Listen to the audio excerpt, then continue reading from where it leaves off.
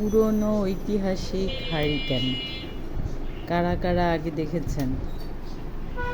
কাদের কাছে ছিল এটা? আমার শ্বশুরবাড়িতে পুরনো ঐতিহাসিক একটা জিনিস পাওয়া গেল। আমাদেরও বাসায় ছিল ছোটবেলায়, কিন্তু আমরা এত যত্ন করে রাখিনি। আমার শাশুড়ি কত যত্ন করে এটা রেখেছে, কেমন হয়ে গিয়েছে।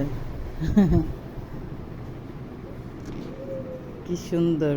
আগে কারেন্ট চলে গেলে এটা জ্বালিয়ে পড়াশোনা করা হতো, এটাই জ্বালানো হতো মেহমান আসলে, কারেন্ট চলে গেলে।